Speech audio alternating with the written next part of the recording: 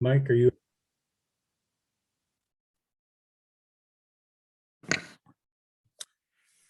Good evening, everybody. This is the Thursday, July 21st, 2022 meeting of the Board of Directors of the Ann Arbor Area Transportation Authority. A quorum is present, and we will begin. Opening items 1.1 is to approve the agenda. Any amendments or corrections or any other changes to the agenda? Now, can I have somebody move that into the record? Raymond, seconded by Kathleen. All those in favor, raise your hand. Any opposed? That passes.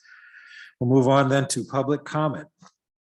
Anybody from the public who wants to address the board has 3 minutes to do so. Please state your name for the record. And you'll have 3 minutes to talk to the board about any transit-related items.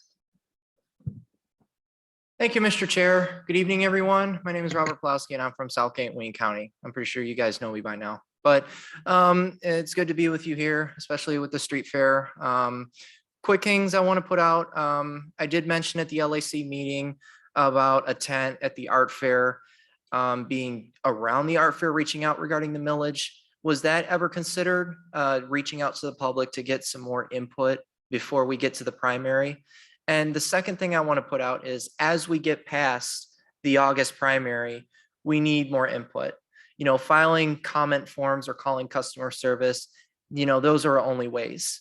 I think that we need to start thinking bigger and actually start a program to where we can start recruiting passengers that use the service on a day-to-day basis. You know, for example, Jim Mogeson, Michelle Barney, myself, you know, we're daily riders. So we can give you feedback on what routes are running, which ones are not. SMART has something in place where it's a secret rider program. They send you surveys, X amount of surveys, you email them to them, and they send you passes in return to the amount of feedback that you bring in. Not saying the passes should be included, but just the feedback aspect. You fill out surveys, you send them in, and they take care of it immediately. I think that would definitely benefit the AATA service, especially how much, you know, complaints that we're seeing, especially ones that are invalid from what I'm hearing from Latanya.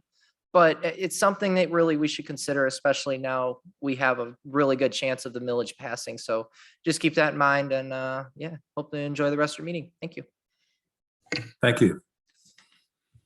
Deb, do we have anybody online who wants to address the board? We do. Michelle Barney, and Ms. Barney, you are unmuted. Thank you. Can you hear me? Yes, we can. Okay, good. We had a problem a couple of months ago that when I called for a pickup on a will call, that it took them half an hour, 45 minutes to get to me. And I found out what one of the problems was, or at least I was told something that I want to share. At 5:30, the control of line 3, when you're calling what you already ordered for that day, shifts from AAATA to MV. And at that hour, there's a lot of confusion. That's the hour when you're apt to get messages that say, leave a message and call us back, which you can't do if you're calling for a ride right then that you've already scheduled. I think somebody has to look into that. What happens at 5:30 and how does the control shift? Because that's the people on both ends, the AAATA people and the MV people, feel that's a large part of why they have a problem from 5:30 to 6, because that's when transferring the calls and changing what happens changes for both sides of the working public. Otherwise, I already voted, obviously, for the millage. I don't know, I'm almost 80. I don't know that I'll live long enough to see it, but I sure would like to. I wish you lots of luck with it. I would suggest for apartment dwellers that you make window signs, because we don't own the land around where we live if you live in an apartment and you can't put signs up. But we could put signs in our own windows that could be seen from the street. And we could pay for them, of course. That would be a good fundraiser. Thank you, and good luck with this millage. Bye-bye. Thank you. Deb, do we have anybody else who wants to address the board at this time? We do not. All right, closing the public comment period. We'll move on to section 1.3, general announcements. Do we have any general announcements from staff or the board this evening?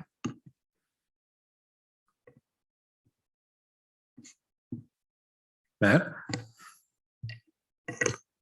I'd like to ask Brian to say a few things. Mr. Smith? Thank you, Matt, and Mr. Chair, you beat me to my mute button. If you'll give me just a moment, I'm going to share my screen. And see if I could find the file I'm looking for. 1 second here.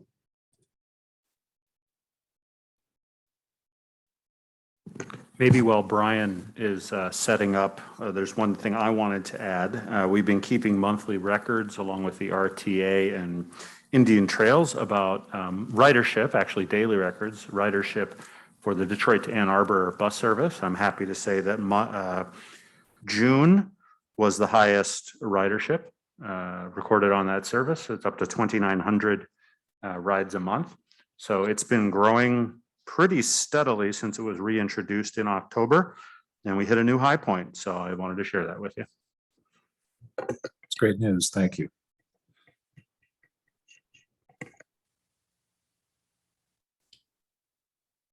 So my apologies, I'm on a different computer than normal.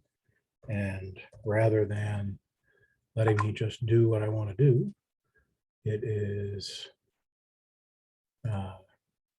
preventing me from doing it. So let me start with a couple of good news items and let the board know that our restoration of service should be nearly complete starting on Monday. We are doing our last large increase in service this coming Monday with the 4s and a few of the other routes. So the only routes remaining not on the board will be 62, the second bus on the 62 route, and the 68. The 62 will come online. The second bus will come online in time for the students' return at the end of August. And the 68 is planned for restoration in September. We were able to do this because we have had a quite successful recruitment effort, and I would like to call out our HR department, our bus operations, and our training department, and give them all a hearty congratulations and thank you for graduating a class of 13, tied for AATA's largest class of operators, that Matt and I both got to congratulate this Monday, and we have, following them, another class planned of 12. And this time last year, when we were advertising for operators, we were getting possibly 20, 30 applications. And for this class of 12 that we're attempting to fill right now, we are able to go through 86 applications for operators. So we are truly seeing a turnaround in our applications and in our class sizes. Those things ought to put us in good shape for the fall. We'll continue to have some amount of turnover, but I'm very happy to say that we're bringing overtime in line. And thank you to the operators who have spent the summer really working quite a bit of overtime to keep the routes that are out there on the road and the expansions as we have gone through each one.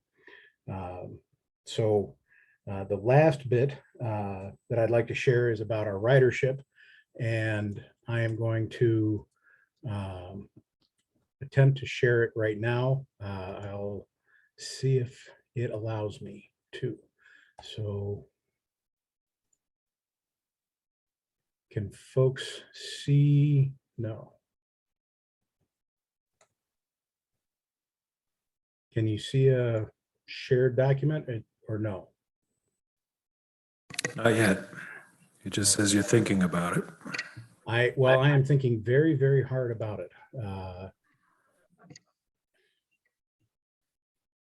There we go. Is that now sharing? Hopefully it is showing now. Yes, it is. Excellent. Okay. That'll teach me to buy a Mac. So if you look, the industry average is the orange line and our ridership is the blue line. And for the first time since January, we are exceeding the blue line in terms of average ridership recovery. We are at about 57% of our pre-pandemic ridership to a national average of 54%. So folks are coming back to work. They are riding the buses. The increase in service that we've done over the summer has paid off, where we have a higher percentage of ridership than we did at the start. And so I just wanted to pass that good news on to the board and thank everybody involved, planning and HR and bus ops and maintenance. It is absolutely a team effort. Would not have been able to do it without everyone, and share the good news with the board. So that's my communication. Great news all around. Thank you, Brian. Any other general announcements? If not, we'll close out opening items and move to section 2, the consent agenda. We have board meeting minutes from last month and committee meeting summaries. Can I have somebody move the consent agenda into the record? Rich, seconded by Jesse. All in favor of the consent agenda, raise your hand. Any opposed? Passes unanimously. Thank you. Section 3, policy monitoring and development. In your packet, page 13, you'll see a summary of board retreat planning discussion topics that the governance committee discussed the other day.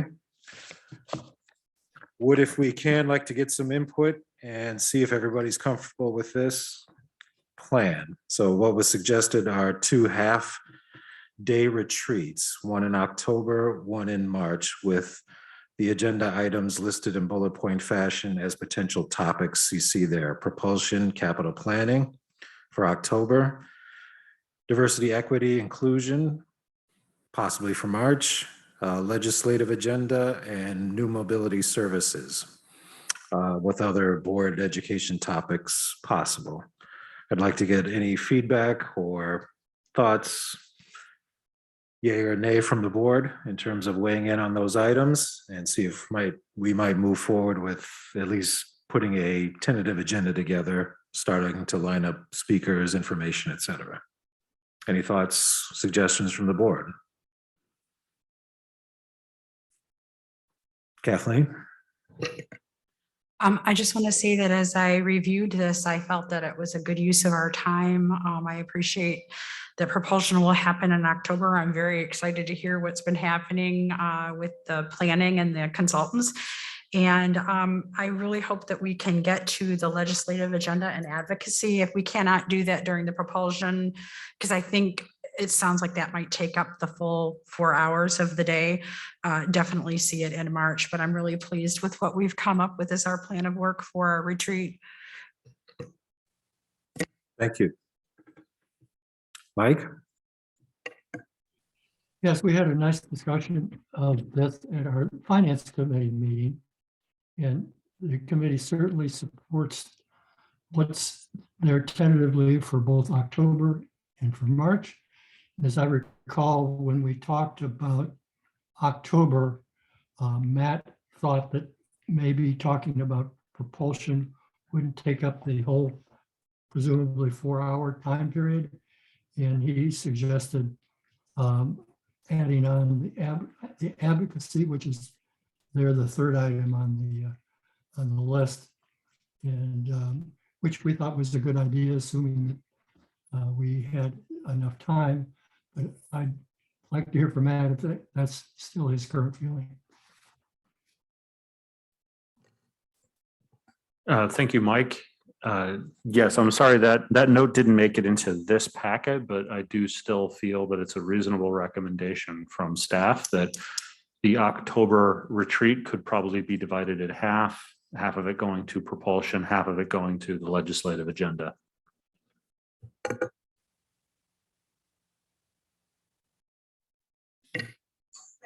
Any feedback, comments, or other questions? Kyra? I'm also excited to have the legislative advocacy on our agenda. I'm wondering if, is that going to be a presentation or is that going to be the board putting forth its own advocacy agenda? Probably a little bit of both, but I think, there was at least some tentative thought that the staff would lead the discussion in terms of legislative items that would kind of be both in Lansing and in Washington for us to talk about. Possibly maybe even having somebody from APTA or the Michigan APTA come and talk to us about what they are working on for us and see how we can support that, both again, at the federal level and at the state level. So, and then kind of, I think the plan would be picking some certain focus areas to concentrate on, seeing what resources we could put to those and how we could best use the legislative agenda to advance our own ends.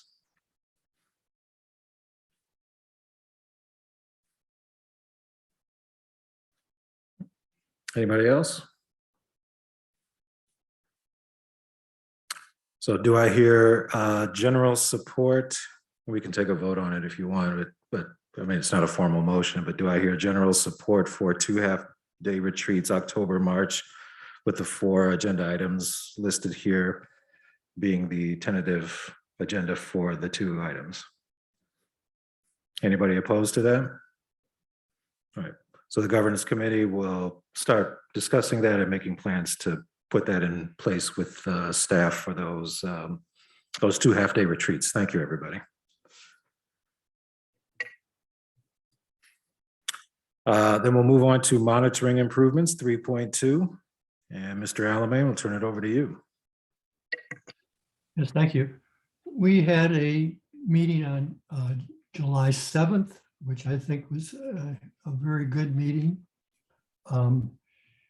Prior to that, we had the task force committee, the task force itself, there are just 3 of us, had done the policy monitoring 2.7 that we're going to look at tonight, which is asset protection. We did it 2 ways. We did it the traditional way, which you'll see the results of tonight. And we also did it in the new potential way that we've been looking at, which is quite different. It's, however, I think it's similar to what you've seen before. Rosa Maria has done a really nice job of making that online now. What you saw before was really kind of filling out a paper. But just to refresh your memory, each sub policy, there was 2 questions to answer. One was the interpretation reasonable, the interpretation that was done by Matt and his staff. And number 2 was the evidence presented verifiable that and was it verifiable, showing that the compliance was achieved or not achieved, perhaps. And each of those you had to answer yes or no, and no you would explain. But what was really to us a very much of an improvement is there's guidelines for answering the yes or no questions. You had to go through 3 or 4 different questions to yourself to answer it yes or no. So you're very much more guided in terms of how you interpret and how you answer your evaluation of the monitoring report. It's and we found that much more beneficial. However, we did find, at least for now, it took quite a bit longer time to go through those questions and sub-questions and try to, for the first time, to interpret it in the way the form asked you to do it. But overall, we thought it was good.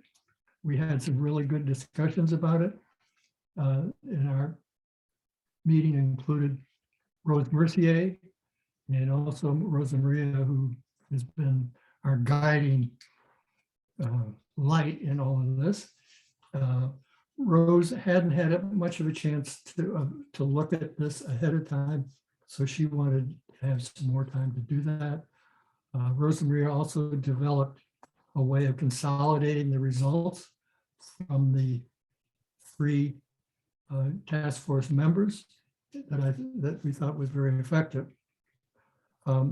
So in conclusion, we liked it, but we're not ready. We're not ready to recommend anything to the board yet.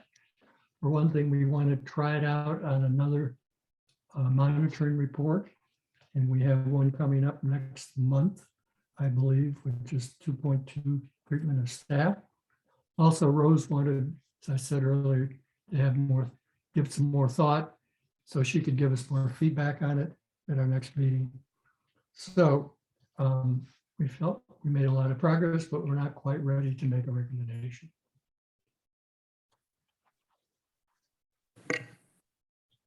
Thank you. Any questions for Mike?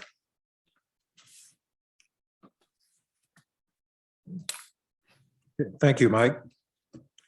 We'll move on then to section 3.3, asset protection.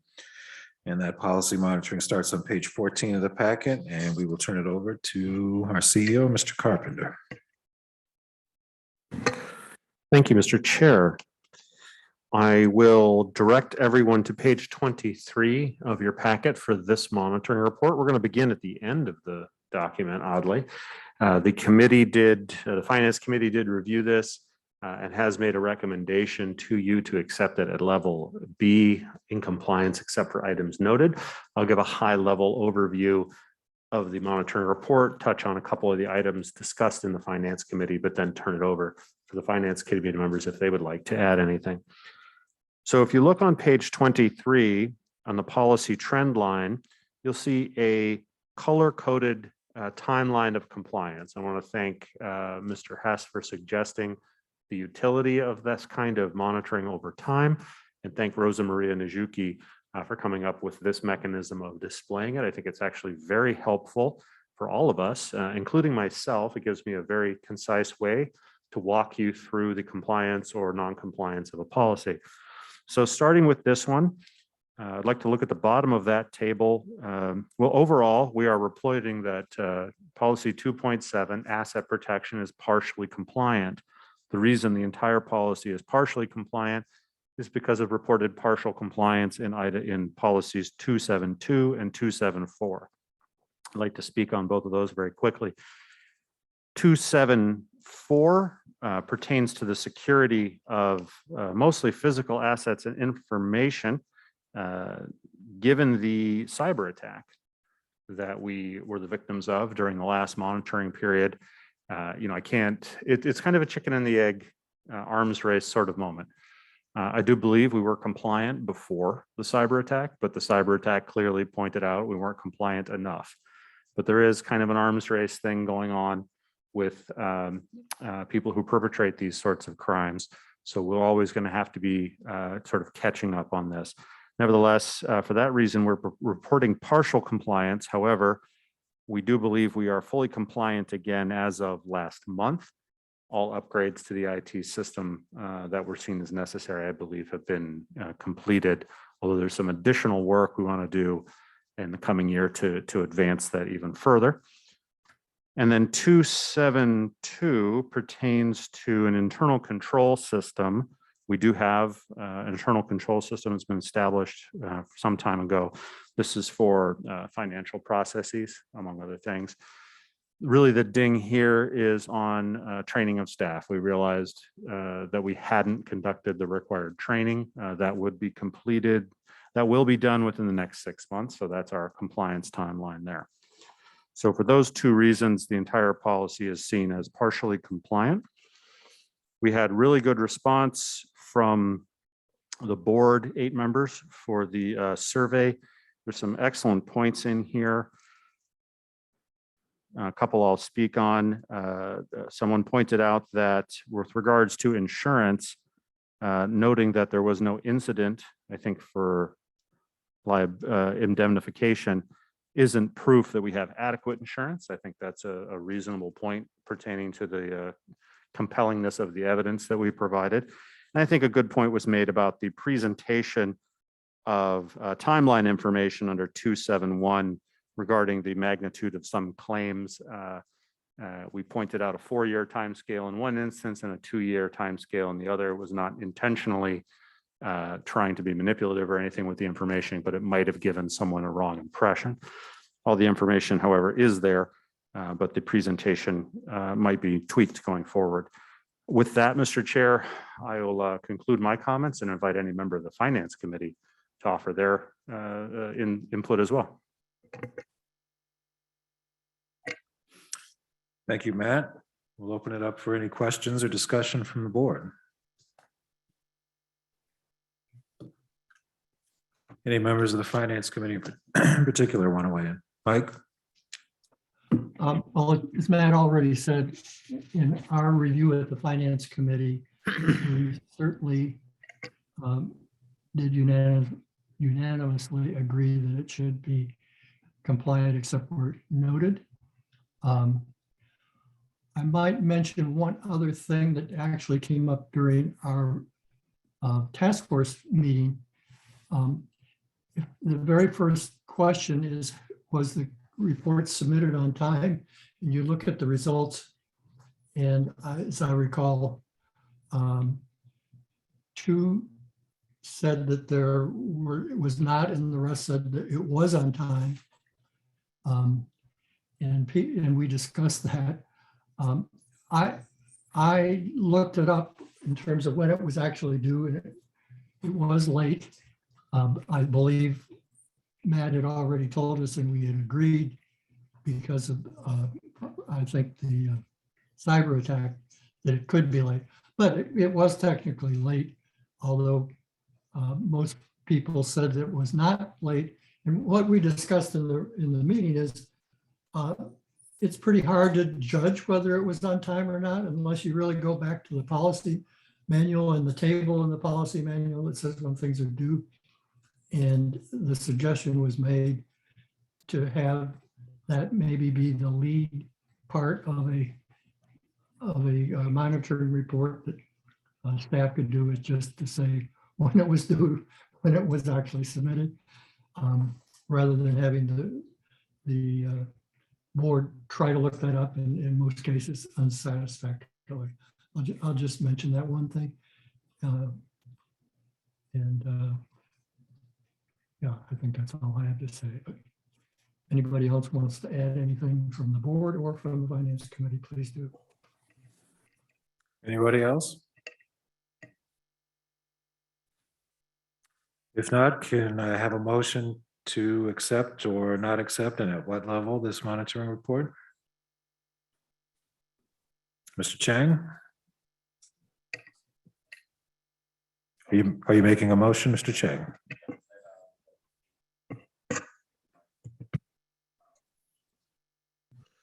Sorry about that. We would like to go with B, in compliance except for items noted.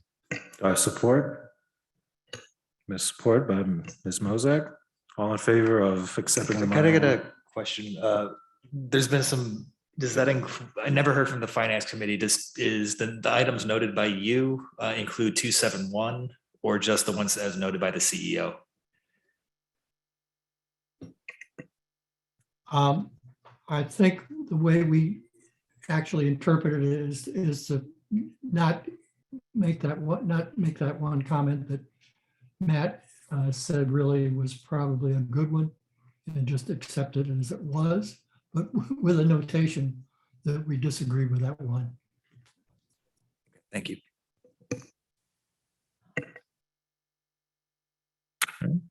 So we have a motion on the floor. All those in favor of accepting at level B, except for items noted, raise your hand.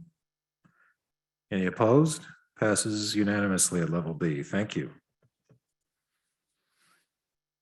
We'll close out section 3 then and move on to section 4, strategy updates with the CEO and the staff. 4.1 is the long-range plan.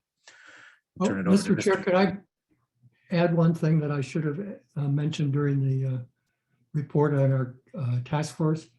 Sure. Another thing that we will be looking at is another way of voting at the board meeting after people who've evaluated the reports. So I hope it will get around questions like the one that Jesse just asked.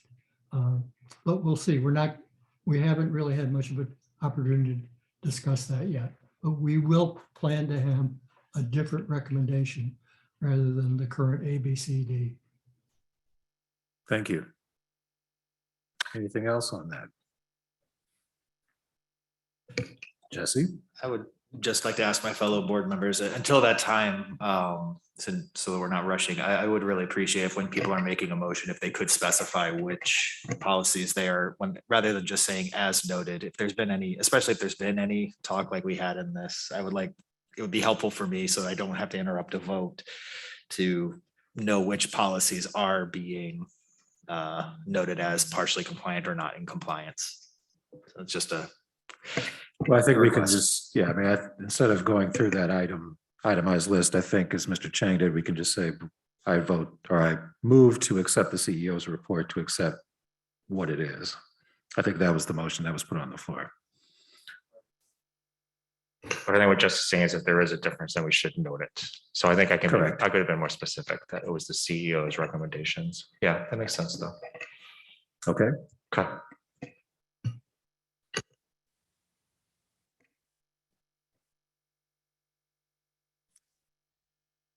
Now we'll move on to section 4.1 long range plan. Mr. Yang, we'll turn it over to you.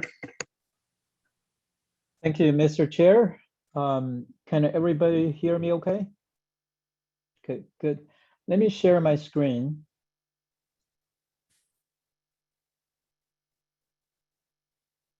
Now, can you see my screen? Okay, I see some head nodding. Great. Again, good evening, everybody. So after 18 months planning process with extensive community engagement, I'm very pleased to present the final long-range plan to you today. So since we have been talking about this plan for a few times, you heard this presentation last month, a very comprehensive presentation of the draft plan. I will keep my presentation brief at a high level.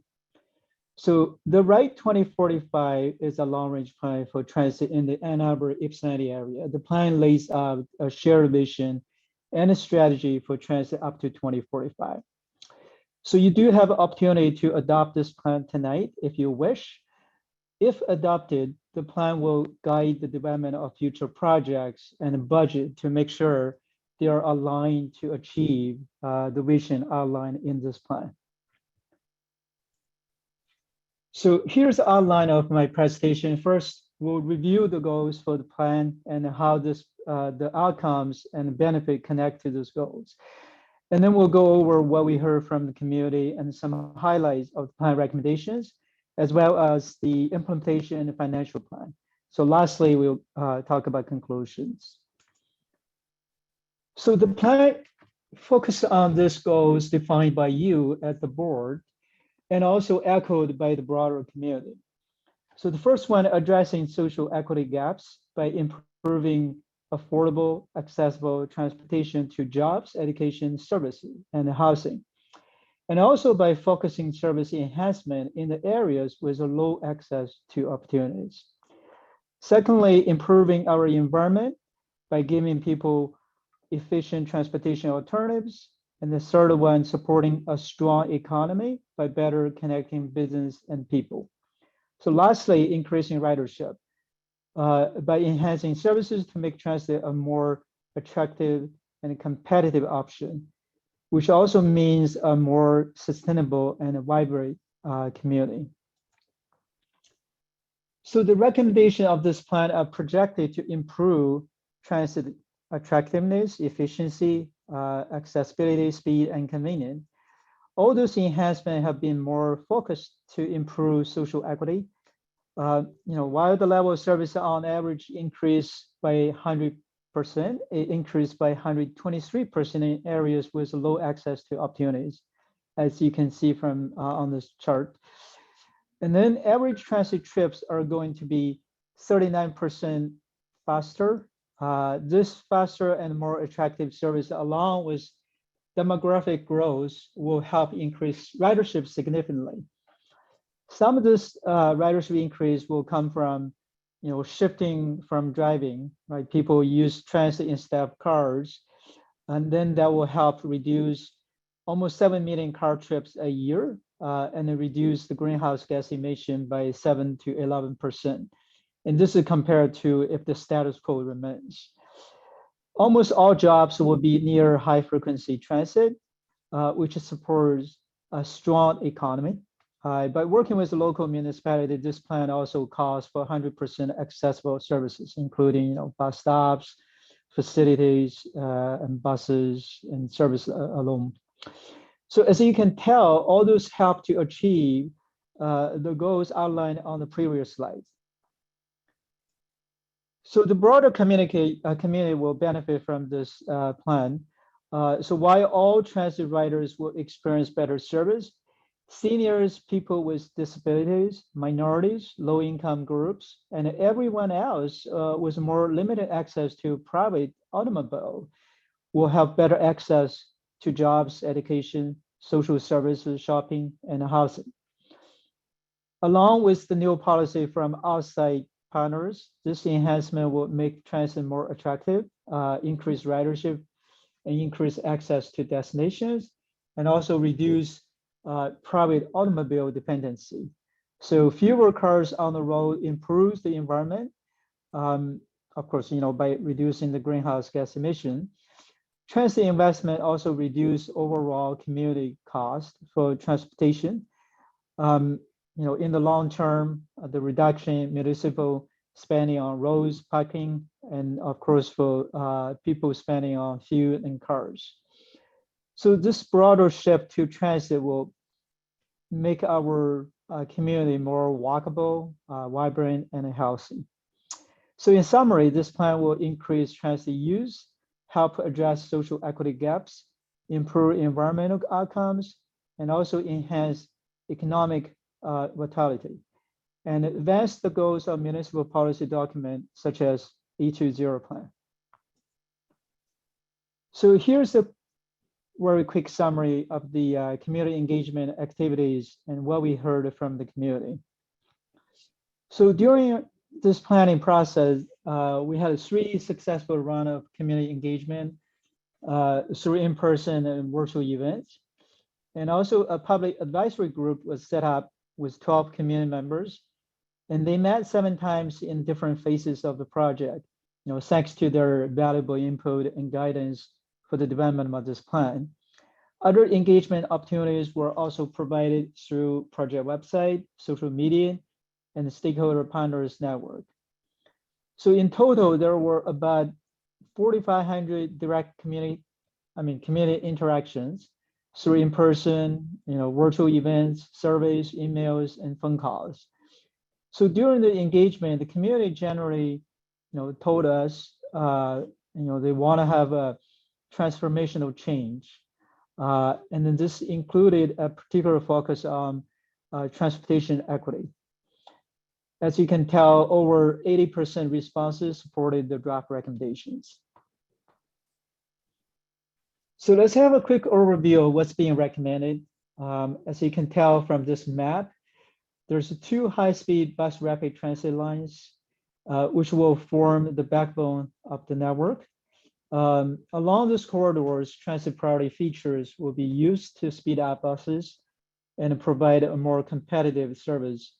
So these priority features could include dedicated bus lanes, traffic signal priority, queue jump lanes, and other measures. So there are 3 priority routes with some sort of transit priority features as well, and they will serve key corridors with high demand. And there's an express route along I-94, and that's to connect Ypsilanti, South Ann Arbor, West Ann Arbor at BRT stations. So you can tell there's an extensive high frequency network, and that will cover the entire service area. So the rest will be, the service gaps will be served by base routes and on-demand service. So the plan also includes substantial investment in other service features like improvement of off-peak, A-Ride, and on-demand services. So all this service enhancement will make transit faster, more frequent, reliable, and more accessible. Also make us a more attractive and efficient system that will fundamentally change how transit is going to be provided in the service area.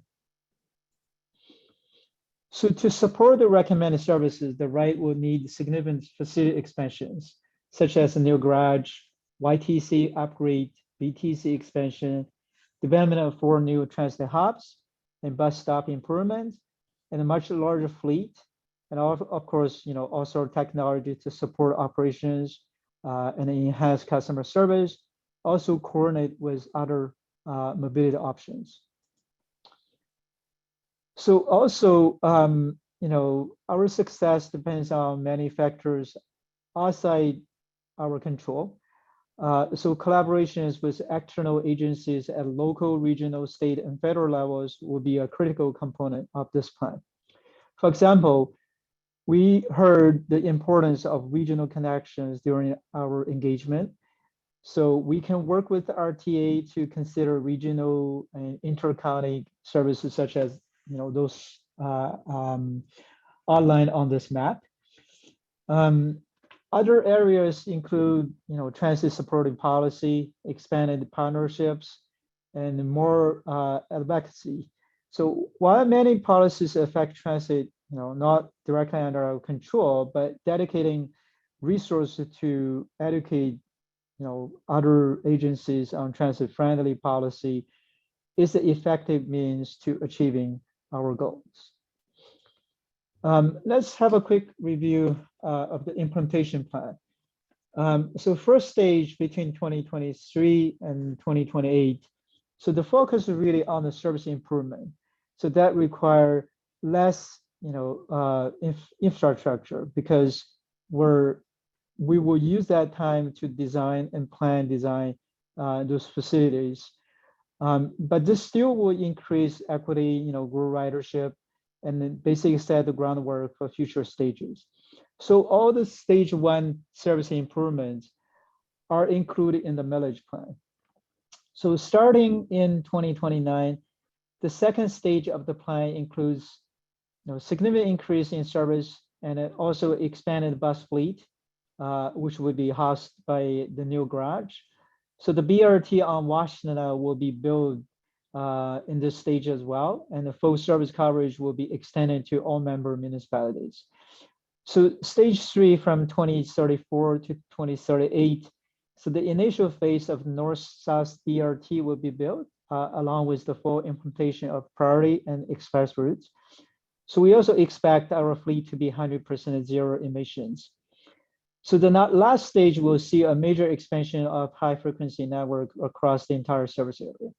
So throughout all these stages, there will be continuous improvement to A-Ride service accessibility and also investment in innovations and technologies.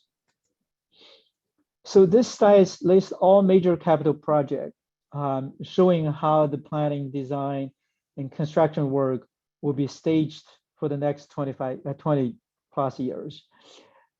This was designed to maximize our grant opportunities, particularly related to the new federal infrastructure bill. So as you can tell, we will be in the building mode for a long time. So here's a very high level summary of the financial plan. And of course, a lot of more details are included in the report. As you can tell, the recommended service enhancement will require additional investment. And of course, we must pursue new funding opportunities, carefully manage our funds, local, state, and federal level, and also be careful not to overcommit or underinvest in those projects. So operating costs are currently funded by local property tax, state operating assistance, and passenger fares, with some support from other sources of revenue. So while this plan makes contingencies for the continuation of this structure, other funding sources are recommended to be pursued and that will help reduce reliance on local property tax and also provide more sustainable source of funding. So capital costs are to cover new vehicles, facilities, technologies, and the state of good repair. So revenue to pay for those capital costs will come from, local, state, federal sources. But this plan has also outlined some alternative funding source to pursue, basically to fill some unidentified funding gaps for the capital expenses. Overall, I think that this financial plan, is achievable, but it's also flexible in case something happens. So in conclusion, the TheRide 2045 is a long-range plan that will transform transit in the Ann Arbor and Ypsilanti area. So the plan responds to the growing needs of our community, and it is an ambitious vision. There's no doubt about it. So that will require partnership, additional investment, and leadership. So the plan will advance the organization toward the goals and vision laid out by you as a board, and also echoed by the broader community. So basically improving social equity environment, supporting a strong economy, and a growing ridership. So through this vision, we can help lead our community towards a better future. So finally, I would like to acknowledge and thank everybody who provided support, input, and feedback during this long planning process. I'm not going to go through the list, but really appreciate everyone's support. Again, this is staff's recommendation to adopt this plan, but the board has the opportunity to do it today if you like. And a draft resolution is attached to the issue brief in your packet, or you can wait for a later date as you wish. So that's my presentation. Thank you. Thank you, Forrest. And I'll open it up to the board for any discussion, questions, or comments on the long-range plan or the presentation we just heard. Who would like to start? Raymond? Yeah, I just want to take an opportunity to again thank staff for a very impressive process as well as a impressive deliverable that's before us tonight. I know a lot of work has gone into this, both in terms of the amount of data and analysis that was done, as well as public outreach that was conducted. And I think it really reflects the sentiments and vision of the community. It is ambitious, but the time is now to be ambitious, especially when it comes to climate change and the needs to really address the transportation and mobility needs of the community. So I definitely want to, tip of the hat to Forrest, the rest of the team that worked on this, especially the consulting team, and just the community in general, because, I do thank the community for giving input into this process. I'm confident that we are listening. I've talked to Forrest several times about this plan, and changes have been made, both in terms of comments made at the board meeting as well as comments from the public. And I think that really shows that this was a collaborative process and has yielded a very successful plan, and one that we should be very proud of. So I'm comfortable moving forward with it tonight. Over the months that we've been hearing about this, I haven't heard any fatal flaws. I haven't heard any major objectionable items. Yes, there's some things that might give some of us heartburn just because it is so ambitious, but I think we have to aim high, and this document definitely does that. So again, thank you to the team that worked on this, and thank you to the community that helped shape it. Thank you. Who would like to go next?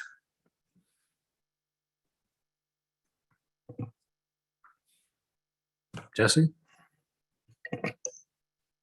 Yeah, I also would like to thank staff and our consultants with Left Turn, Right Turn. I really like how this latest draft does a lot to focus equity and goes so far as to define what that actually means. I think so often equity is used as a buzzword and just kind of left on its own, saying, "Oh well, if we do this, that's equity." And I think that was some criticism that we heard through through different drafts, and that this final draft really reflects that it's not just providing the services that promotes equity. It's how those services are directed and to what community. But then also by offering these services and with a focus on equity, it does provide benefit for the entire community. That idea of universal access, I think, is really present here in this draft. And I want to thank everyone who's worked on this for listening to the community and putting that out there. I admit, the plan, the more I think about it, it does, it does kind of scare me because of its ambition. And I think that we have no small task ahead of us in achieving this goal. But I'm excited that we have an opportunity to get started on what could really be a revolutionary change in our transportation system. So I'm looking forward to supporting this. Thank you. Anybody else who'd like to make any comments? Kathleen? I would just like to piggyback on my constituents here with regards to staff and the Herculean amount of work that went into it, but also to the public over 4,000 people took the time to engage and let us know what their thoughts were. And I truly appreciate that we do try to listen, and knowing that people took their time to give their feedback really makes me feel a lot better about this plan. It is truly a transformational plan. I too, like Jesse, I'm a little bit intimidated. He didn't use that word, but I do. Intimidated by the plan. It is a large, the scope of it is huge. And I don't know that we've ever seen anything like this in the time that the agency has been around. And so I am very excited I don't know if I'm going to be around in 2045 to see all of this happen, but I'm very excited to be in on the ground floor. And I think it's the right thing to do. I really believe in what we've accomplished here. And also a big thank you to Left Turn, Right Turn for all their incredible work. So I echo what they also said about, I think tonight would be a good night to take a vote. So it would be interesting to see how other people feel. Thank you. Any others? Rich? Sure. I really can't say anything better than what others have said before me, but I think I feel extremely lucky and fortunate that I got to be part of this process. I think this is really super exciting. I can't imagine too many, frankly, municipality service providers, I think, that get to really kind of experience and go through this process, especially something as ambitious. And for me, as I went through this process, I'm like, holy cow, like it's almost like a case study, an example of how this can be done, especially when we bring in so much community effort and the number of legal owners we have. I mean, that is not an easy task. And I think the timing, frankly, that we're about to roll into this, I find it to be like really energizing, because I kind of view this as like, oh my gosh, like we just went through COVID. I see the light in a tunnel, and when we exit that tunnel, we're going to be bang into this and getting ready to just like really change our community in extremely positive ways that I know I've been hearing since I've been here since '94, especially the focus on Ypsi City and Ypsi Township. And it's now going to be done. And that's why I say I just feel very lucky, and I feel very fortunate that we've been able to be a part of this and hopefully get to see this come to fruition. Thank you. Any others? Mike? Just like Rich, I'm not going to attempt to try to put into my words things that have already been said very well by other board members. I think I agree with everything that has been said so far. I'm very supportive of this plan and proud of it. Want to point out one thing that hasn't been mentioned, and I believe this is the intention, but a plan like this has to be an ongoing document, not a fixed document. We know things are going to change. It's obviously, we just can't view this as a fixed thing that we just follow. No, we have to be modifying it, adapting it to current circumstances, to different looks at the future, different needs, different input from the communities, all kinds of things like that. And I'm not sure exactly what the intent is on how often to update it. I would guess it might be best to update it when we know there's major changes that have happened, and do it with at least a minimum of so many years. But I'm sure that that's the way it's going to work out. I just wanted to emphasize that for anybody who's listening. I'm certainly going to support and vote for it. And getting down toward the vote, there was, looking at the resolution, there was one question I had about it. And that's in the next to the last line in the resolved. It says, we're going to adopt the plan for implementation when local funding is secured. I guess I'm questioning the word local. Isn't this dependent on more than just local funding?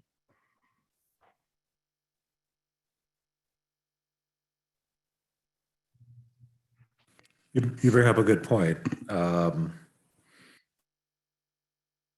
Would you feel more comfortable just striking the word local when adequate funding is secured? Substituting with the word adequate or sufficient? That would be my preference, but I'd like to hear Forrest and Matt's comment on that, since they're the ones involved in the drafting. But yes, that would sound good to me. Matt, Forrest? I'm looking at Forrest on the monitor. Forrest, do you have any objection to striking the word local from the resolution? No, I think that's a good point, Mike. Thank you for pointing that out. I'm going to suggest sufficient instead of local, unless somebody else has a different phrase or word they prefer.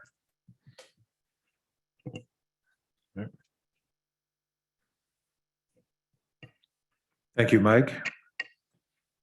Any other comments, questions? Rich? So I did have a question overall. One of the things I really like about this report is the fact that it's very actionable.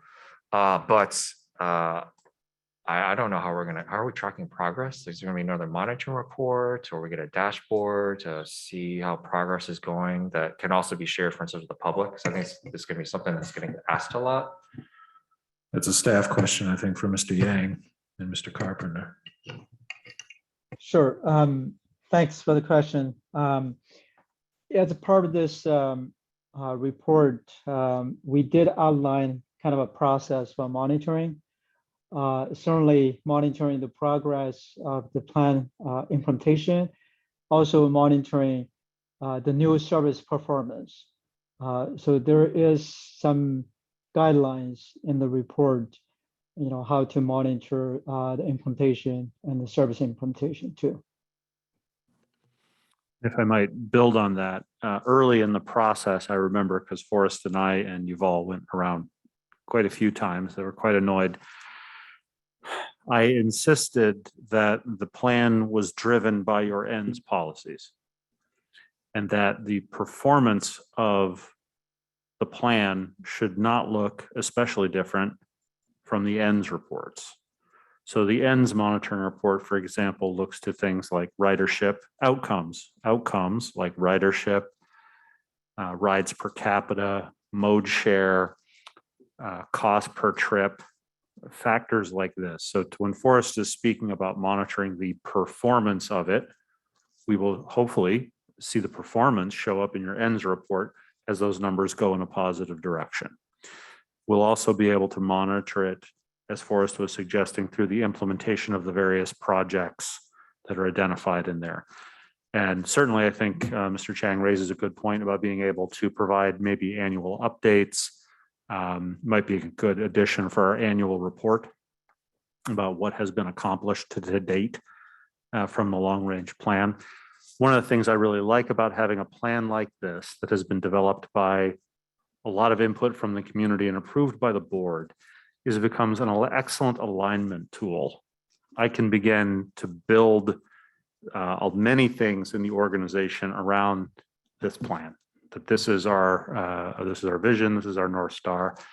And so a lot of things that we've traditionally done, like our annual report, that have maybe been a little unfocused in the past, can begin to be much more focused on things like this. So you raise an excellent point, and we can continue to find the right way to do that.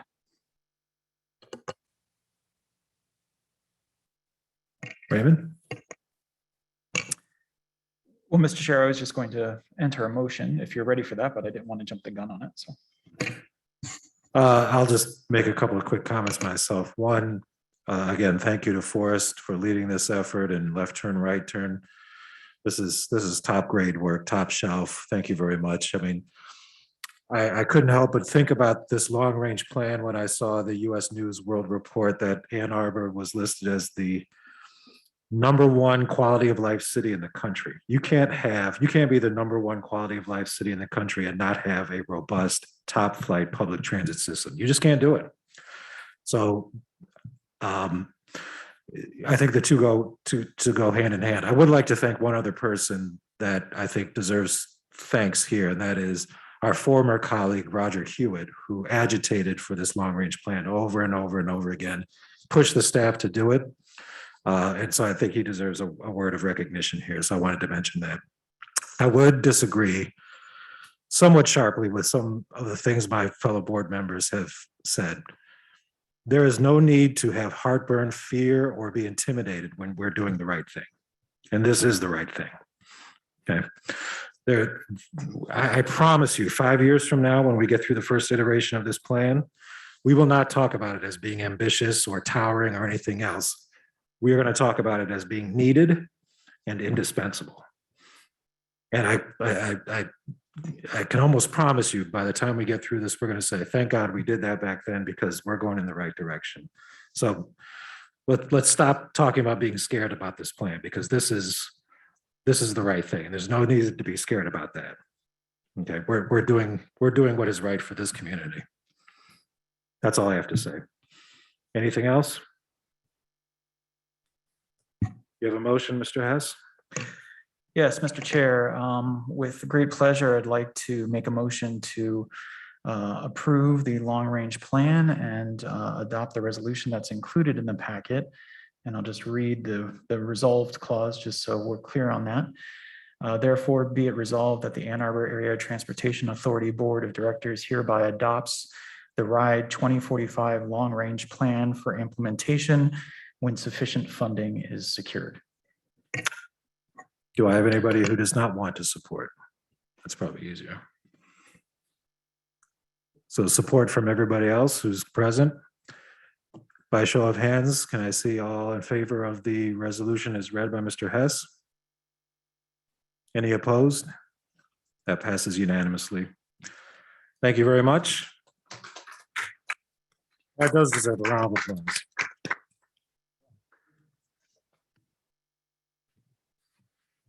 All right, we'll move on then to item 4.2, the corporate business plan. We'll turn it over to Rosa Maria and Matt. Thank you, Mr. Chair, and thank you for your approval of the long-range plan. This really gives staff very clear marching orders in terms of how to proceed with pursuing the ends policies. Part of the chain of alignment throughout the organization is implementation of that long-range plan, and I'm happy to bring Rosa Maria forward to discuss one of our part of the internal machinery for how we translate something ambitious like the long-range plan into an annual budget. There's an intermediate step, and it's called the annual corporate business plan. Rosa Maria. Thank you, Matt, and good evening, everyone.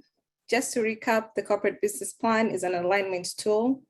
It begins with the board understanding the needs of the community and developing policies in that regard. Then the RIDE develops a strategic plan and a budget with the aim of complying with the board's policies. In the previous board meeting, after introducing the fiscal year 23 corporate business plan, we requested and received your feedback on the plan, and thank you very much.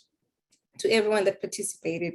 Your feedback at this point of the process ensures that the initiatives you budget for have your input early on.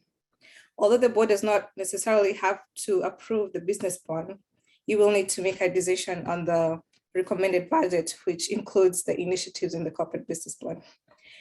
As Forrest mentioned, the long-range plan engaged members of the public and other key stakeholders in designing the vision for the organization. I would like to thank the board for the resolution that you made today. The long-range plan moving forward will be a guide for this year's, for fiscal year 23 corporate business plan, as well as future business plans. For the fiscal year 23 business plan, the main focus areas include implementing the capital projects of the long-range plan, retaining and attracting ridership, improving equity, both for staff and the travel and public, and determining feasible, sustainable zero emissions technology for our fleet and facilities.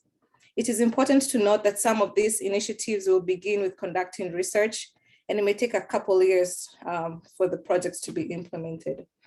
Generally, as Forrest mentioned, the timeline of these initiatives is subject to funding and staffing capacities. The status update of the corporate business plan initiatives will be shared with the board and the public as part of the CEO operational updates. And that's usually in the board packet. As we transition from the corporate business planning process and enter the budget planning season, I'd like to thank everyone who has contributed to this process. Thank you very much, and specifically to the staff and the board members for your input in this process. Thank you. Back to you, Matt. Thank you, Mr. Chair. So before I go into the budget preview, just a closing comment on both the budget and the business plan. They are moving forward for completion. There is still sort of the outcome of the millage vote in 2 weeks. So the business plan in particular, there are a couple of caveats on a few things. I'm not going to finalize that until we know exactly what's going on with the millage and how successful it's been. Then we'll sort of finalize the business plan. But the entire purpose of the business plan is to be an alignment tool to increase transparency so that the general public, board members, staff can understand how your policy directions and approvals like the long-range plan help shape our annual budgets. So you could think of it as sort of the upfront part of the annual budgeting process. So the two things work very closely together. At that point, Mr. Chair, before I go into the budget preview, I'm happy to entertain any questions about the business plan. Any questions about the business plan, Kathleen? Mine isn't about the plan so much as it is needing clarification for myself. So we used to have something called a 5-year TIP. And then in 2019, we did a 4-year strategic business plan. And now this year we have a 1-year corporate business plan. So for my own edification, so I'm not getting things all mixed up in my brain, can you please share with me how those align together? Are they separate? Is it verbiage? Thank you. Absolutely. The 2014 5-year Transit Improvement Plan, TIP, or sometimes referred to as the 5Y TIP, was the specific proposal that was voted on in the millage of 2014. And it took us 5 years to execute it. So we were still speaking about it as recently as 2018, 2019. That plan, for all intents and purposes, has been completed, executed. We can check the box. Good job. And it's kind of been superseded by the millage of 2018. Which picked up where that one left. The business planning process was introduced, I believe, in 2017. Yes, it was originally referred to as the strategic business plan. It has become simply the corporate business plan. It's still a strategic plan, but I found that the word strategic kind of just confused things. The intent of using the word strategic really was to capture the multi-year nature of it. This is where we see sort of a rolling 5-year work plan in the Gantt chart of this plan. So if people want to see the sequence of various projects and how we're going to move over a period of time towards achieving the board's policy objectives.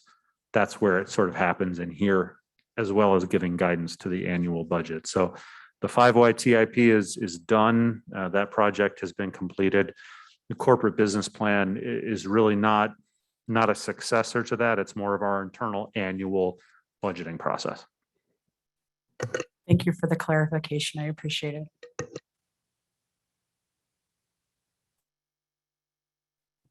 Thank you. Any other questions? I do want to thank Rosa Marie. I had submitted some questions online and she responded right away and made some adjustments. So I want to thank her for that. Any other questions here at the board meeting level? Okay, if not, thank you very much, Rosa Maria and Matt, and we will turn it back over to Matt for a budget preview. Thank you, Mr. Chair, board members. I'm here as a very sorry replacement for Ms. Dina Reed, our Chief Financial Officer, who is unable to be here this evening. She sends her regrets. I will do my best to provide a high-level overview of this budget preview for the forthcoming fiscal year 2023 budget. You have information in your packet beginning on page 55. In Ms. Reed's usual way, you can see a great deal of detail in there. This is a warm-up for the full budget that you will begin seeing next month. I'm going to speak to this, although I'd ask if we can bring up the timeline, the budget process timeline. That might be good to have as a visual aid. Could we make that as big as possible to fit in the screen, please? Well, that's being done. What I'm going to do is speak to the issue brief and the numbers therein. I'm not going to go through the issue brief per se, and I'll do my best to field any questions board members may have. The ride is on the federal fiscal calendar, which means that our fiscal year begins in October and budgets must be approved before then. Typically, our board approves its annual budget in September. This month is the beginning of budget season. In July, we provide you with a preview of the budget. In August, we provide the whole recommended budget from staff built on the direction coming from the corporate business plan. That is tabled in August and discussed. We will have public meetings. Typically, we've held a public hearing either at the August board meeting or the September board meeting. And then, as I said, the board typically approves a budget at the September board meeting. Budget development does need to adhere to board policies 2.4 for fiscal planning and budgeting while advancing the goals as the board has identified in your ends policies. This budget preview describes our initial assumptions for a base budget. It is very similar in scope to the previous year's budget, the 2022. The figures today will likely change as staff incorporate new information, new updates, more refined scopes, and better estimates. Key factors influencing this budget are, as no surprise, inflation and volatility. There is still a great deal of uncertainty out there in the market, and we'll talk about that. Challenging labor markets, although as we heard from Mr. Smith, perhaps we're turning a corner. Recovery of ridership and fare revenue, an ongoing process, and continued use and reliance on federal pandemic relief funding to support operations. Key takeaways from this budget as it's shaping up here today. The emerging 2023 budget, proposed budget, is a balanced budget that maintains all transportation services, and there are no proposed fare changes or increases. The August 2022 millage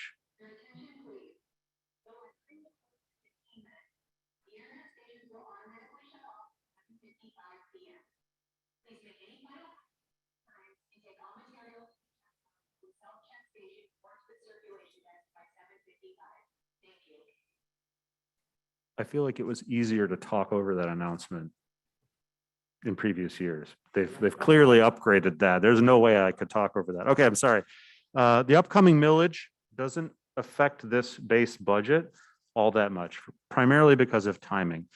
If approved, the millage funds would not arrive until July of 2024, only 2 months remaining in the fiscal 2023 budget. The budget that we're going to be tabling with you guys tonight is what we call a base budget. It's irregardless of the outcome of the election, this is what we would need to approve. By the time we see you next month, we will know the outcome of the election. When it's successful, we will quickly add what is needed to be added in August and September, the tail end of this coming fiscal year, to account for those new services and revenues. I may also ask the board to consider fast tracking a handful of the staffing positions included in the millage, because we might be able to bridge one fiscal year, 10 months before that revenue shows up, and really hit the ground running. But that will be a part of what you hear in August. I'd like to provide a high-level overview now of the emerging operating and capital budgets. For the operating budget, excuse me. The operating budget pays for staff salaries, fuel, insurance, utilities, and other ongoing costs needed to actually run the buses. The operating budget provides the preview we're presenting tonight provides funding for all full services for the entire year, much as we've done this year. Again, there are no proposed changes to fares.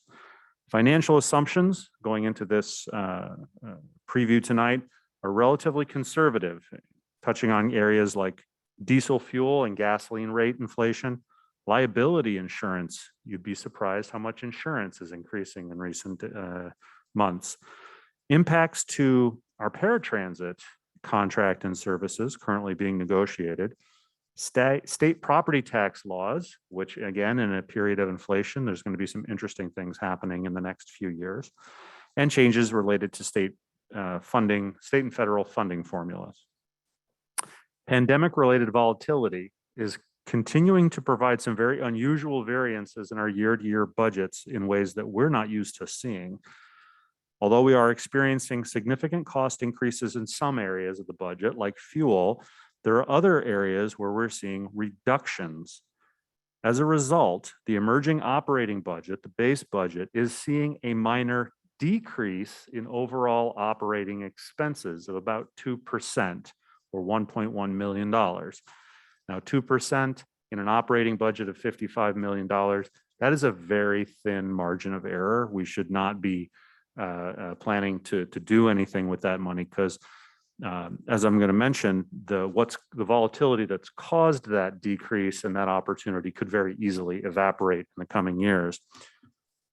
So just to illustrate this, one area of inflationary impacts are the incorporation of our recently approved labor contract and the staffing costs that are included in that. At the same time, ridership demand for our paratransit and Gold Ride services has not returned as strongly as our fixed route ridership. You've heard that from Brian a little while ago that we're back up to 57% of pre-pandemic ridership on the fixed route service. Paratransit has not bounced back the same way. We suspect because a lot of the folks who use that service might have underlying health concerns, and they're playing it close to home.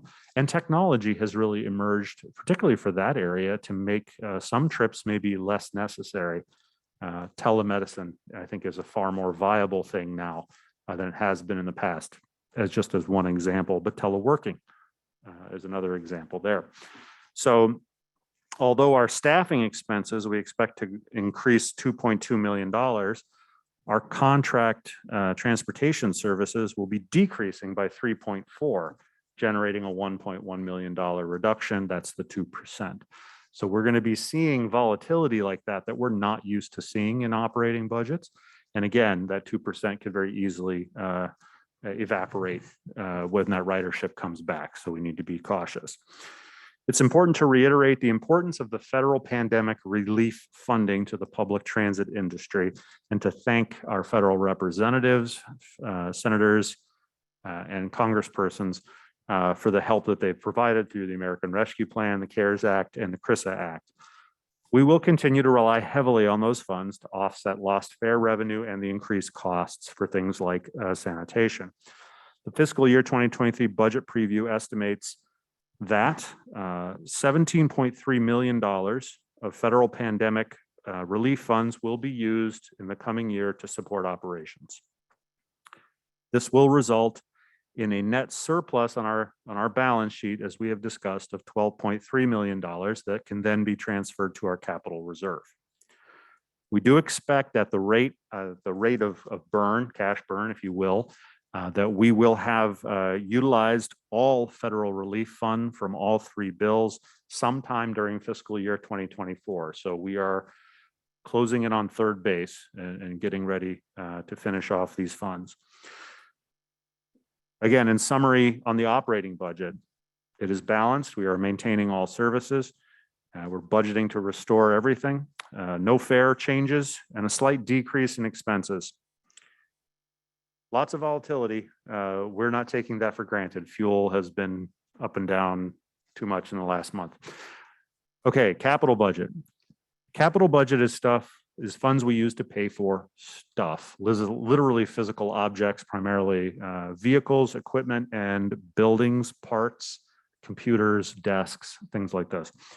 The capital budget for 2023 is largely driven by two main factors: maintaining our existing assets, the monitoring report you just accepted, for example, and now implementation of the board-approved long-range plan, which includes several major capital projects that are going to make up the bulk of the forthcoming capital plans in future years. Maintaining assets, what we sometimes call state of good repair, includes replacing older buses and equipment and maintaining facilities. Pursuing your ends policies via the long-range plan. This includes expansion and value-added projects such as the Ypsilanti Transit Center, the Blake Transit Center, garage studies, and possibly bus rapid transit in the coming year. Inflation is significantly impacting all aspects of the capital budget.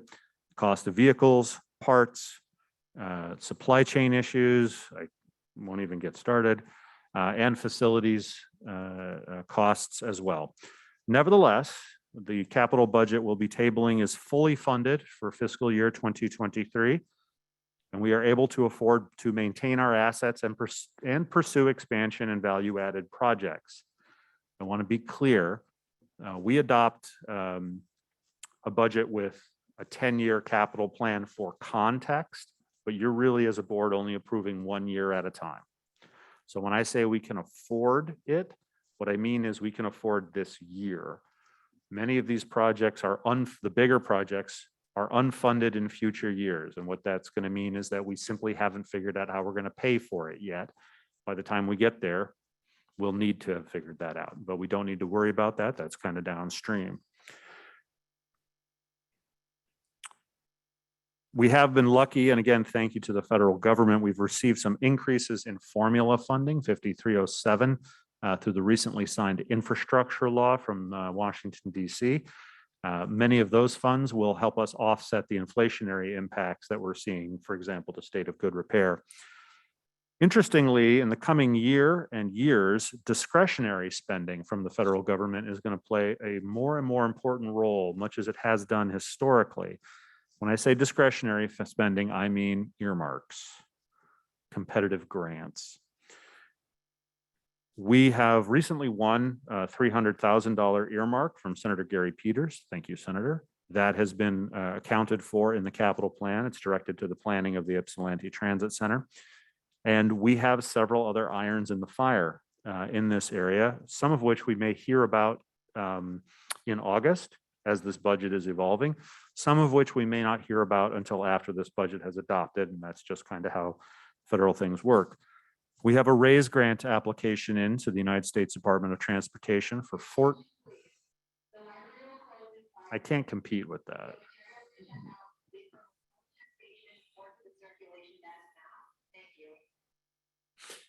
We have a raise grant application into the United States Department of Transportation for $14 million, which would pay for forests planning efforts for bus rapid transit, garage, and I think zero emission bus planning probably for the next 5 years. That would be a huge win. We may find out in August. We are fortunate enough that some of our earmark requests, additional earmark requests, have also been picked up by some of our federal representatives and are winding their way through various committees and machinations within Washington, D.C. All of these things are discretionary. They're all competitive effectively, so I can't guarantee you. But to put it in perspective, Senator Stabenow has picked up a $2 million earmark of ours for bus replacements, which would be wonderful. And Representative Dingell, Debbie Dingell, has picked up where Senator Peters left off. She's backing a $7 million construction grant for the Ypsilanti Transit Center. If that earmark comes through, we will have effectively jumped the queue for the competitive grant process and received the 50% construction funding from the federal government without having to have submitted a grant. That would be a huge win. When you total these three things together, it's $23 million in discretionary requests. So we can't get our hopes up, but we're there, we're on the board, we're playing the game, we're moving the ball a little bit down the field every day. And should we receive this discretionary spending, it will help us fund the capital plan and will shift a lot of the revenues around, but effectively it allows us to continue to pursue the major projects and the implementation of the long-range plan as fast as the organizational capacity will allow us to do that. So we have a lot of irons in the fire there. Capital is looking good. So in closing on the capital, we're fully funded for 2023 projects, able to afford to maintain our assets and pursue expansion and value added, and we have a lot of reasons to be hopeful about support from the federal government. So in closing, overall, on the preliminary overview of the 2023 budget, it is balanced. It maintains all transportation services. It pursues our capital objectives, and there are no fare increases.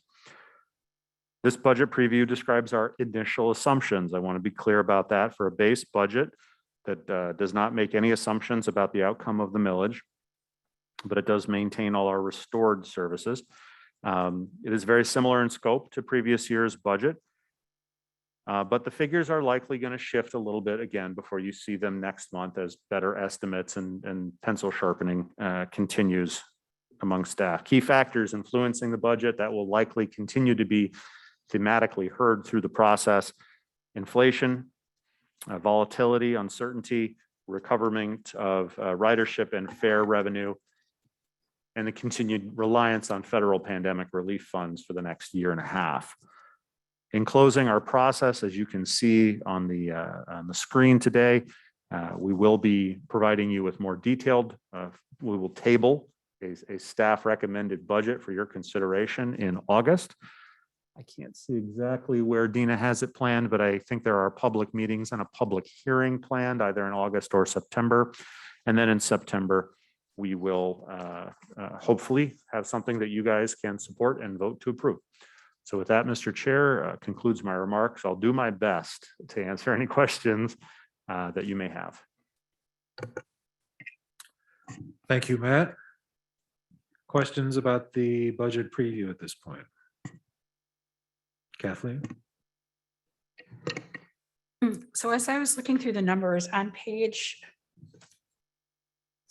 59 of the packet, under operating and capital revenue, under capital revenue, it says local contribution is going down by over 93%.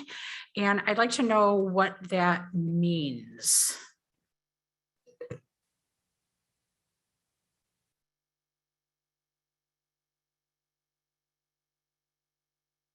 It shows that in 2022, there was over $400,000. And then in 2023, it's 25. Sure, yes, I see the reference. Is Latasha on the meeting? If she is, could you promote her to a panelist?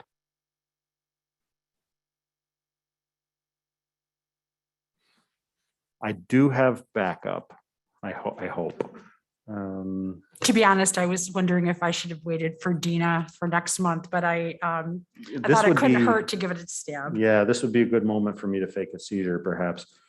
She is definitely better with the details. Okay. Understandable. Okay, so it sounds like Latasha is coming online. And then we'll see, perhaps she knows this. While we have this minute, I just want to thank Dina, one of the things that I struggle with during budget season is trying to comprehend the bulk of information that's being shared, and all of her bullet points explaining most of what was in here was extremely helpful. So thank you, Dina, for that.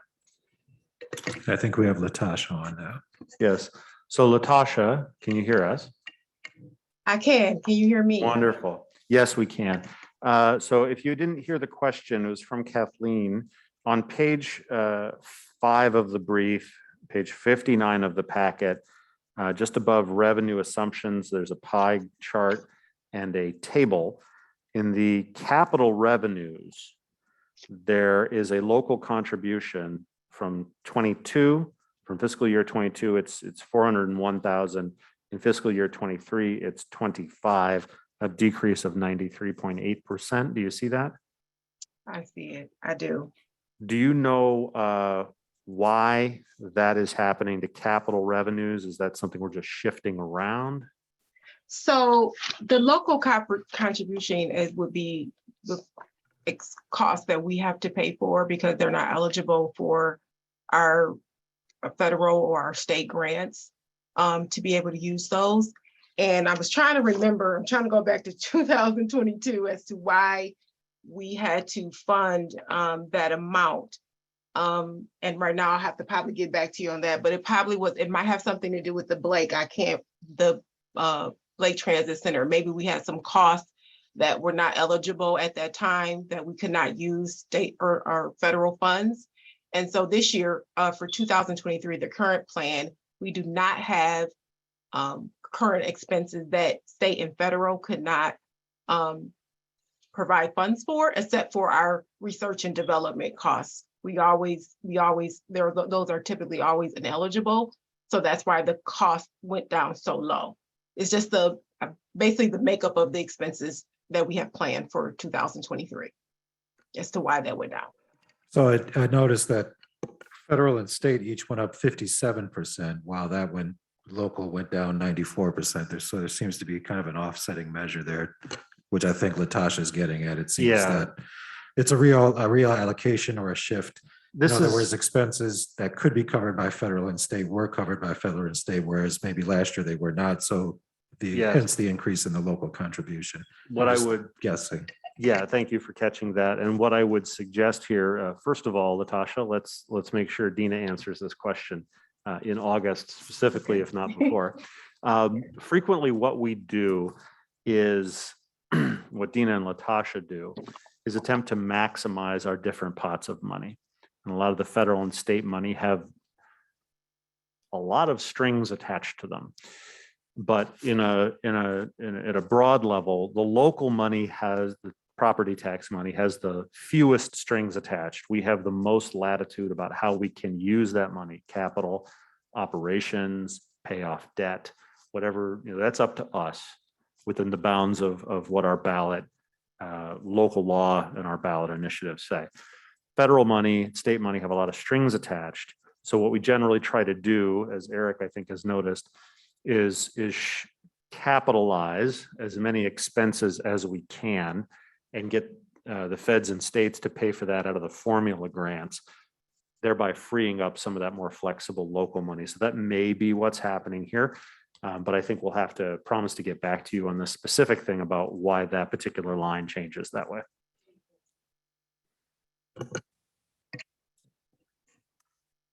Thank you. Others? Discussion? Jesse? I'll see if this one's any easier. So with right now, our budget seems, be a pretty popular topic of conversation in certain circles. A lot of people like to talk about how big our budget is, but I want to make sure that I am understanding it correctly. So with the operating revenues that we have at roughly 67,000 or 67 million. Of that 67 million, 19 million is coming from property taxes, and everything else is coming from fares, federal, state operating assistant, other sources of revenue. I understand that correctly. That you are reading that table correctly. Okay. And then again, with the capital budget, so we have capital revenue of 16 million, well, 16.7 million. Of that, only $25,000 is coming from property taxes, and the rest is coming from state, federal. Again, yes, that is a correct reading Okay. of that proposal. Thank you.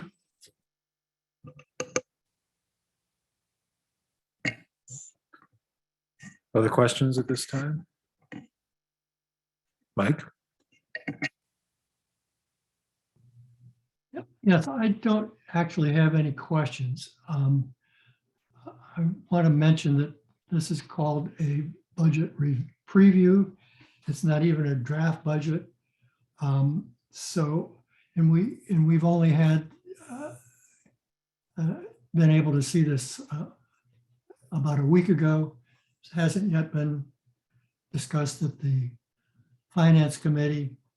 So it just doesn't seem to me to be appropriate to get into the details and to ask questions about the specific numbers.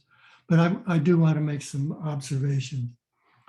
First of all, it's nice that we're really looking at something, I believe, 1 month earlier than we have in the past. And I think everybody appreciates that. And the public gets to see this a month earlier too. But it is just a preview. It's not even a draft. There'll be 2 more opportunities to look at this, to ask questions, to review it in more details in August and then again in September. The key assumptions in there are, I think, are quite clearly laid out, along with statements about what might change and why they might change. And Matt has already mentioned things like inflation.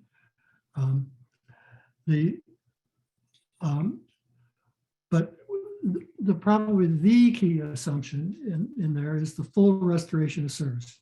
That's for the whole year. And that is certainly good to see.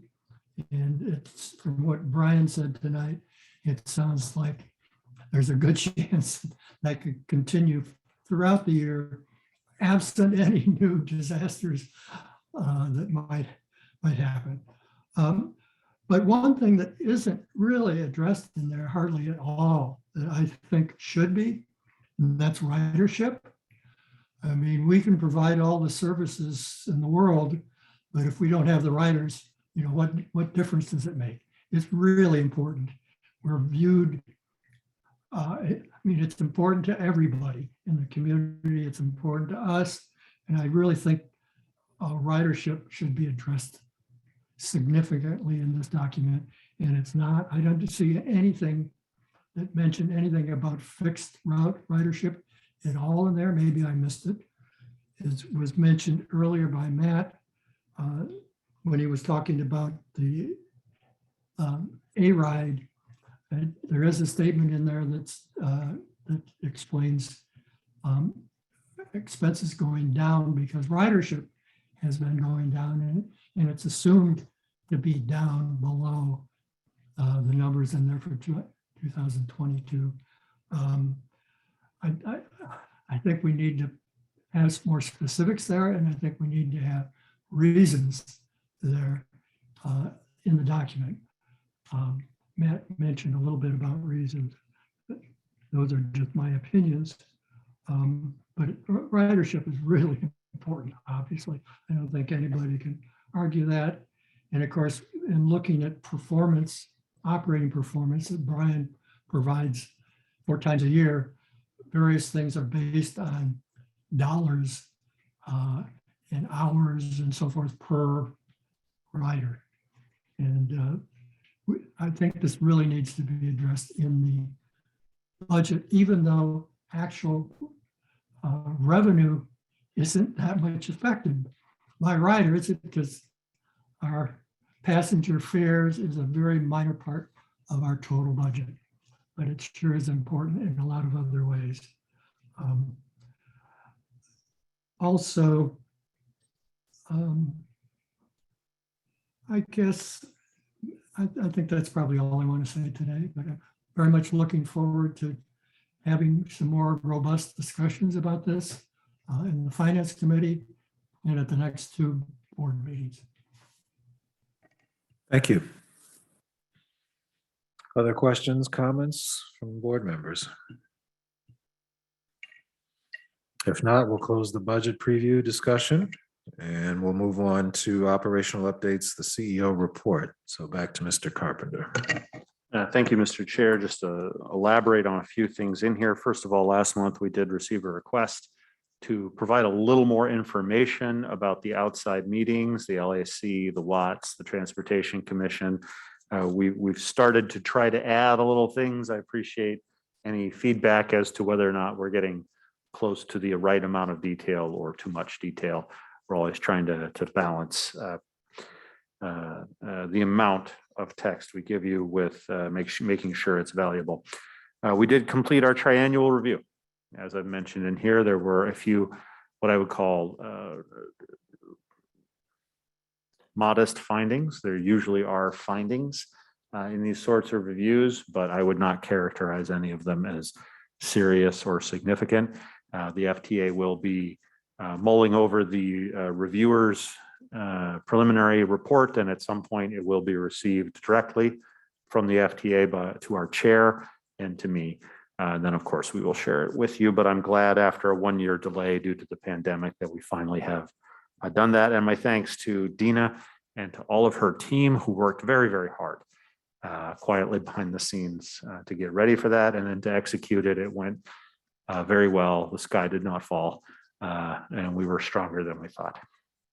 I have a mention down here about new bus delivery. Just to give you an example of volatility, there had been a strike at the Nova Bus factory. I was informed earlier today that that strike has concluded and production has again picked up. Meanwhile, there's a strike at another manufacturing plant for another bus manufacturer. So it's not just one. We didn't pick the wrong one. We could have been there no matter what. And then finally, we had a very nice visit from our sister agency in Toledo, Ohio. They sent a delegation of their staff, which I realized when they got here included one Toledo city councilman, to just sort of see how we do things here. I believe they've talked to a couple other transit agencies, but it was very nice to get back into the business of networking and hosting and meeting our other peers. This is something we do in the transit industry pretty regularly. I know Jesse's participated in some of APTA's board member networking opportunities, mutual learning opportunities, if you will. And it was really nice to see some of that. So that concludes my report, Mr. Chair. Happy to answer any questions if there are any. Yeah, I just want to, I think Matt's downplaying a little bit. A triennial review by the FTA is a huge initiative. And so I think some kudos are definitely in order, especially given, the cyber attack, the pandemic. Just if you think about what happened since the last triennial review, the fact that you came out fairly unscathed is nothing short of a miracle. And it just, again, goes to show the excellent staff that this agency has, the ability to get the work done and done in a way that is exemplary and in the eyes of the Fed. So Matt, I appreciate what you, staff, Dina, everybody, Latasha put into those efforts, because I've been on those before and I know how much effort it takes. So kudos to you and the team for that. Thank you. Others, Jesse? A little bit of feedback. I really do appreciate the extra detail. It makes the report much more useful to me. So thank you. That is much appreciated. I also kind of want to thank, although I am, disappointed that the bus delivery has been delayed, it actually did answer a question that I've been meaning to ask, which was whether or not the Nova Bus used union labor. So that question has been answered, and thank you very much.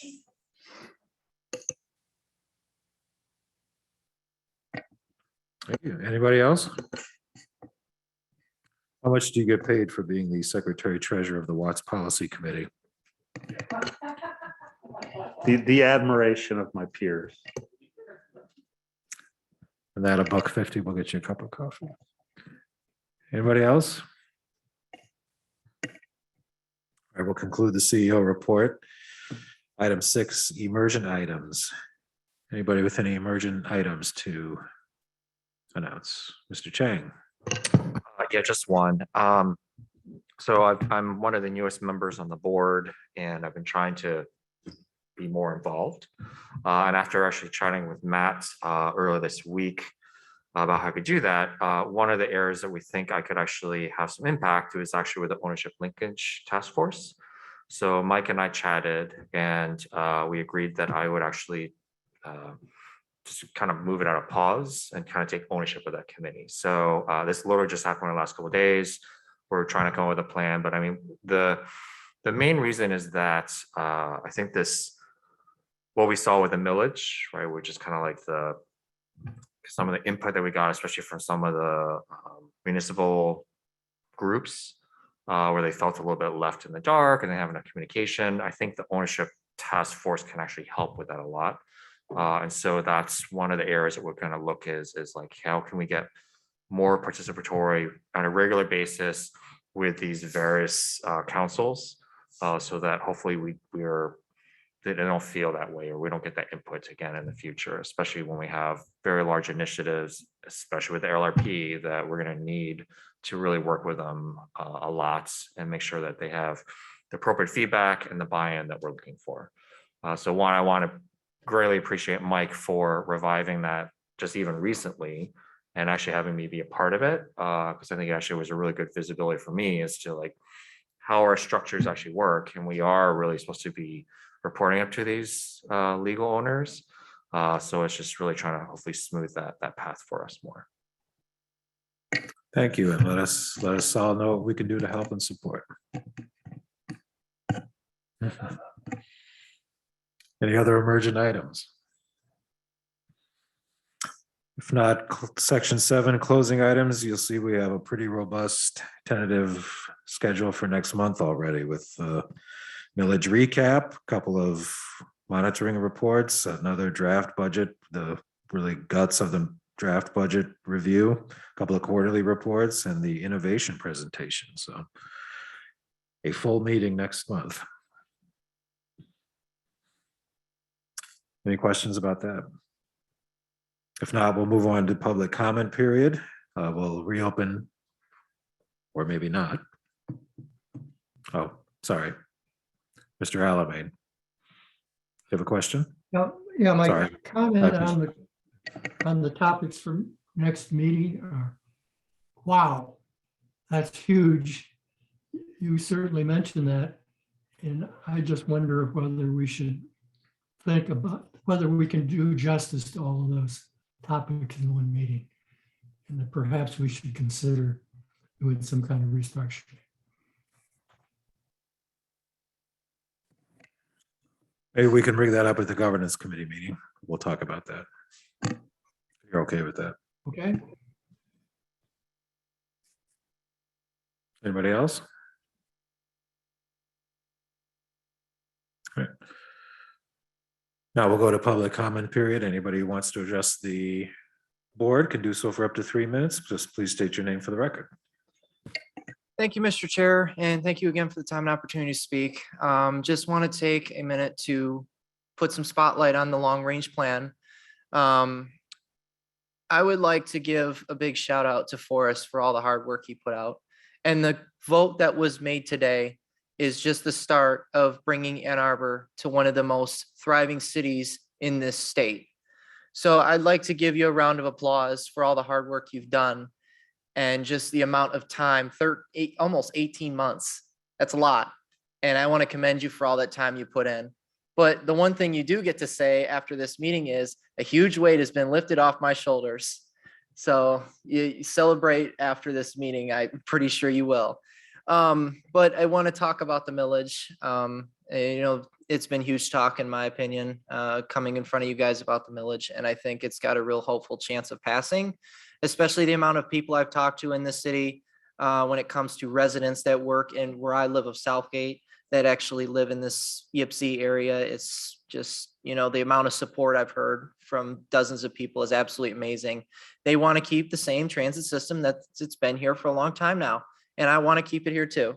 And I really would like to see more expansions after this millage passes. Unfortunately, I won't be here for the August primary to see it get passed because I'll be out of state. But I just want to wish you guys the best of luck. And I look forward to seeing, a great outcome. I might even bring you guys cupcakes for the surprise at next meeting. But, keep up the good work. You guys are doing a great thing. And I look forward to talking with you guys next month. Thank you. And thank you. Deb, do we have anybody online or on the phone who wants to address the board? No, we do not. Okay, we'll close out the public comment period. May I have a vote? Yeah, Mr. Chair, if I Yes. could make one little quick announcement. Sorry, this is kind of coming out of the blue, but I did just want to announce, and this will probably come as a surprise to some of you, and I apologize, I didn't have a chance to socialize it, but this is probably going to be my last board meeting. I think I'm going to have to step down due to some capacity and bandwidth issues.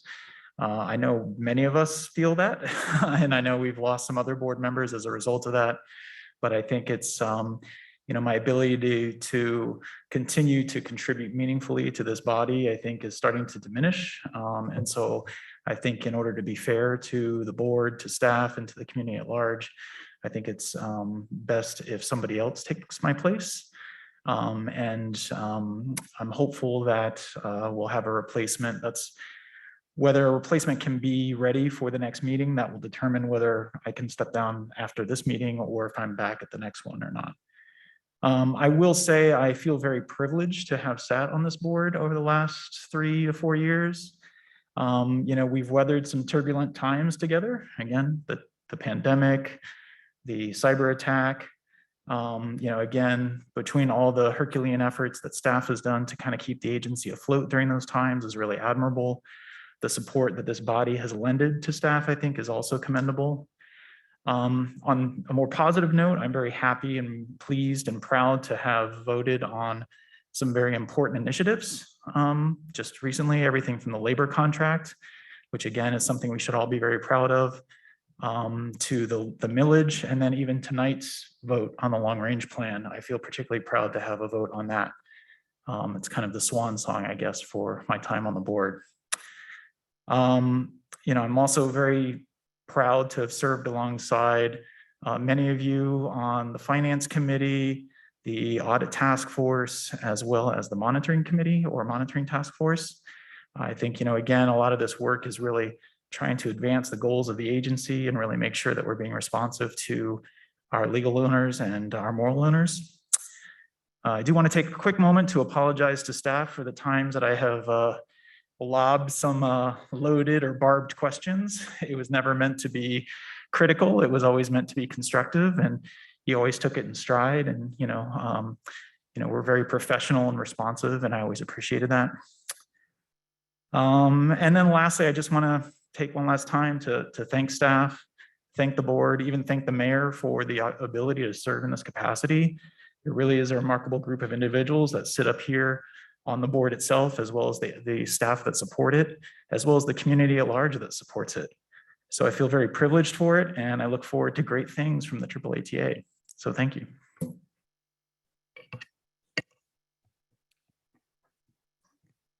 Yeah, all righty then.